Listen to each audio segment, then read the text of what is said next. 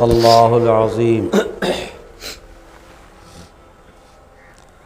وقال رسول اللہ صلی اللہ تعالی علیہ وسلم من صلی علیہ واحدۃ صلی اللہ علیہ عشرا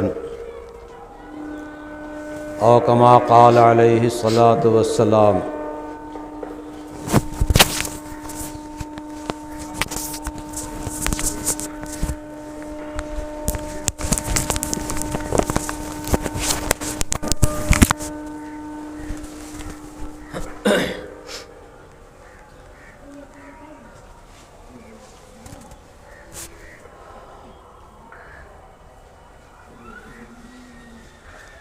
تمام کائنات میں، تمام موجودات میں اللہ تعالیٰ نے سب سے افضل انسانوں کو بنایا۔ انسانوں میں دو تقسیم پھر ہوئی، ایک وہ جو اللہ کی ذات و صفات پہ ایمان لانے والے ہیں، اللہ کی ذات اور صفات خاصہ میں کوئی کسی کو شریک کرنے والے نہیں ہیں، اور ایک جماعت وہ ہے جو فی نفسی اللہ کی قائل ہے، لیکن اللہ تعالیٰ کے ساتھ بہت سے لوگوں کو جوڑ رکھا ہے، یہ فلاں کام کر سکتا ہے، یہ فلاں کام کر سکتا ہے، فلاں کام کر سکتا ہے۔ جیسے کعبہ مقدسہ میں اس زمانے کے لوگوں نے 360 بت رکھ رکھے تھے اور ہر ایک سے اپنی حوائج متعلق کر رکھا تھا۔ نبی کریم صلی اللہ تعالیٰ علیہ وسلم آئے، آپ نے توحید کی تعلیم دیا، شرک سے لوگوں کو بچانے کی اپنی شقت پر پوری کوشش کیا۔ اس کوشش کا انجام یہ ہوا کہ ایک دن وہ آیا جو 360 جو رکھے ہوئے تھے سب نکال دیے گئے، اور توحید کا مکمل طور پہ وہاں قبضہ اور غلبہ ہو گیا۔ آپ نے مکی زندگی میں نبوت ملنے کے بعد 13 برس تک جو ہے مصائب اٹھائے، گالیاں سنی، آپ کو دیوانہ اور مجنون کہا گیا، لیکن آپ تو کسی اور چیز کے شیدائی تھے۔ آپ نے اللہ کی راہ پر، اللہ کی محبت و تعلق کی راہ پر لانے کے واسطے سب کچھ برداشت کیا، اپنی ذات کے واسطے کسی کو کوئی جواب نہیں دیا، اپنی ذات کے واسطے کسی سے کوئی بدلہ نہیں لیا۔ نبی پاک صلی اللہ علیہ وسلم کی پوری زندگی ایسی ہے کہ اپنی ذات کے واسطے کوئی بدلہ نہیں لیا۔ جہاں حقوق اللہ تعالیٰ کو ضائع کیا گیا اور شریعت میں ان سے کچھ بدلہ لینے کی تجویز آئی، قرآن میں حدیث پاک میں اس حکم کو نافذ فرمایا۔ قصاص کا حکم ہو یا زنا میں رجم کا ہو یا چوری پہ ہاتھ کے کارے جانا کا ہو، تو اللہ تعالیٰ کے حقوق کو ضائع کرنے پہ تو آپ نے جو ہے یہ کام کیے، لیکن اپنی ذات کے واسطے کبھی کسی سے بدلہ نہیں لیا۔ اس کو ہمیں اور آپ کو بھی یاد رکھنا چاہیے کہ دین کی راہ میں بہت ساری رکاوٹیں آئی ہیں، ہمیشہ آتی رہی ہیں، تمام انبیاء کرام پہ آئی ہیں، ہم پر بھی آ رہی ہیں، آئیں گی۔ اس راہ میں جو چلتا ہے اس کے ساتھ دشمنی کا معاملہ برتاؤ کیا ہی جاتا ہے۔ جو اعمال سنت پہ آتا ہے اس کا مذاق اڑایا جاتا ہے۔ جب انبیاء کرام نہیں بچے علیہم الصلوۃ والتسلیمات، نبی پاک صلی اللہ علیہ وسلم نہیں بچے، تو ہم اور آپ کیا ہیں؟ ہم اور آپ صلی اللہ علیہ وسلم کی سنت پہ عمل کرنے کی کوشش کریں تو ساری سنتیں سامنے آئیں گی کہ آپ نے جو تحمل کیا ہے، برداشت کیا ہے، اپنی ذات کے واسطے کے بدلہ نہیں لیا، سب کو سامنے لانا ہوگا، سب پہ عمل کرنا ہوگا۔ تو بہرحال نبی کریم صلی اللہ علیہ وسلم نے شریعت و سنت کا ایک ضابطہ ہمیں دیا، تقوی کی راہ ہمیں دیا اللہ تعالیٰ کی طرف سے۔ تو ایک تقسیم اہل تقوی کی ہو گئی، اہل ایمان کی ہو گئی، دوسری تقسیم اہل شرک کی ہو گئی۔ اس کے بعد پھر اللہ تعالیٰ نے ان میں بھی انتخاب فرمایا، اور ایک انتخاب تو تمام مومنین کے واسطے ہے۔ اللہ نے اعلان کیا قرآن پاک میں، اللہ ولی الذین آمنوا، اللہ تمام مومنین کا ولی و دوست ہے۔ ان اولیاء کرام میں جو اللہ کے ولی ہیں، حضرات انبیاء علیہ السلام کا مقام سب سے اونچا ہے۔ جو نبی ہوتا ہے وہ ولی بھی ہوتا ہے، اور ہر نبی کے لیے ولی ہونا ضروری نہیں ہے۔ ولایت کا سب سے بڑا مقام جو حاصل ہے وہ حضرات انبیاء کرام کو حاصل ہے۔ ہم نے تقسیم کر رکھا ہے، اس لیے کہ ہم نے ولایت کا معنی نہیں سمجھا۔ ولایت در حقیقت نام ہے اللہ کے دوست بننے کا۔ تو اللہ کے دوست، اللہ کے حبیب، اللہ کے محبوب سب سے اونچے درجے کے انبیاء کرام ہیں۔ ان انبیاء کرام علیہ الصلوۃ والتسلیمات میں بھی سب سے اعلیٰ مقام ہے نبی پاک صلی اللہ تعالی علیہ وسلم کا ہے۔ آپ تشریف لائے سب سے بعد میں، لیکن آپ کا مقام سارے انبیاء کرام سے اونچا ہے، علیہ الصلوۃ والتسلیمات سب سے اونچا ہے۔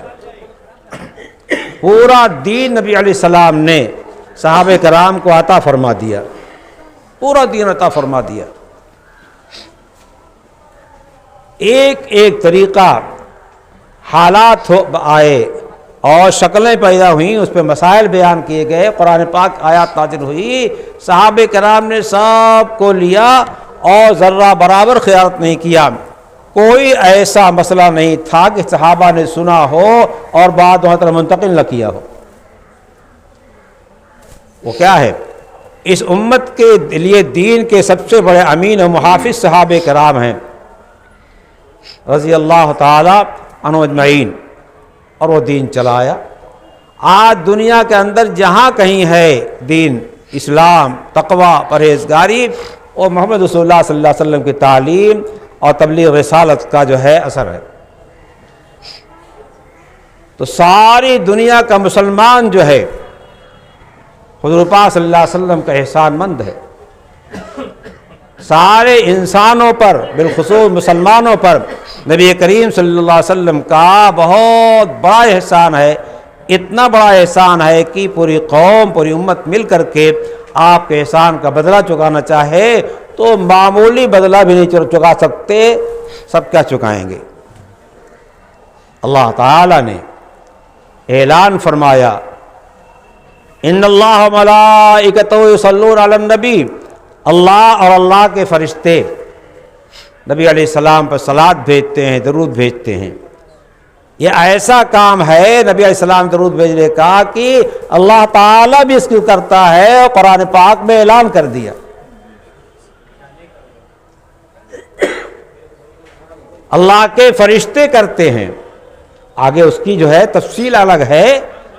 اللہ کے فرشتے کرتے ہیں، یہ دونوں اعلان کر کے فرمایا، حکم دیا اللہ تعالیٰ نے، یا ایھا الذین آمنوا صلو علیہ وسلموا تسلیما، اے وہ لوگوں جو ایمان لائے ہو، جو اللہ کے ولی ہو، اللہ کے دوست ہو۔ اللہ ان کو حکم دے رہا ہے کہ میں تم کو حکم دے رہا ہوں کہ تم نبی علیہ السلام پہ درود بھیجو، درود پڑھو۔ اس سے بڑا حکم ہمارے واسطے کیا آئے گا؟ حدیث پاک میں آتا ہے کہ جو شخص جو ہے ایک مرتبہ درود پڑھتا ہے، اللہ ایک مرتبہ کی وجہ سے 10 رحمتیں اس کو نازل فرماتا ہے، اس پر نازل فرماتا ہے۔ یہ ادنا مقدار ہے۔ بعض روایتوں میں آتا ہے کہ جو ایک مرتبہ پڑھتا ہے اس پر 70 رحمتیں نازل ہوتی، 70 بار کی رحمتیں نازل ہوتی ہیں۔ اب محدثین پریشان ہے کہ کسی روایت میں تو 10 مرتبہ، کسی میں 70 مرتبہ ہے، کیا مطلب اس کا؟ تو انہوں نے ایک تعویل کیا، اس کا مطلب سمجھایا کہ جمعے کی شب میں اور جمعے کے دن میں درود پاک پڑھنے کی فضیلت زیادہ آئی ہے، اس واسطے 70 والا جو حساب ہے وہ تو جمعے کی شب دن اور جمعے کے دن والا ہے، باقی عام حالات میں 10 گنا تو ملے گا۔ اللہ کو پسند آتا ہے، اللہ نے حکم دیا ہے، جب اللہ کا بندہ اپنے اللہ کے حبیب صلی اللہ علیہ وسلم پر درود بھیجتا ہے، اللہ خوش ہوتا ہے، اللہ اس سے راضی ہوتا ہے۔ اس واسطے اس عمل کو خوب کرنا چاہیے۔ بالخصوص آج جمعے کے پڑھنے کے واسطے آتے ہیں، ان سے باتیں کرتے جاتے ہیں، نبی پاک صلی اللہ علیہ وسلم پہ درود بھیجتے آئیے، آج جمعے کے دن ہے، برکت کا دن ہے، پڑھتے آئیے اور پڑھتے چلے جائیے۔ اسی طریقے سے ایک روایت جس سے درجات بلند ہوتے ہیں، گناہ معاف ہوتے ہیں، عصر کے بعد 80 مرتبہ درود پڑھنے کا تذکرہ حدیث پاک میں آتا ہے۔ اللہم صلی اللہ محمد نبی الامی وعلی آلہ وسلم تسلیما۔ ہمارے اکابر کے ہاں پورا معمول ہے کہ جمعے کے روز عصر کی نماز پڑھنے کے بعد اپنی جگہ سننے پہلے 80 مرتبہ ہر جمعے کو پڑھتے ہیں۔ کیا مشکل کام ہے، کیسے منٹ لگتا ہے؟ ہمیں دنیا کی قدر ہے، دکان کے نقصان کے ہو جانے کی قدر ہے، اس کا نقصان کو نقصان سمجھتے ہیں، لیکن ہم اپنے کو ذکر سے جو دور رکھتے ہیں، اللہ کا ذکر نہیں کرتے، اس کا نقصان نہیں سمجھتے۔ یہ اللہ کے حبیب کا ایک حق ہے، حق عظمت ہے، اور اس کی ایک ادائیگی یہ ہے کہ نام کی ان پہ درود پاک بھیجا جائے۔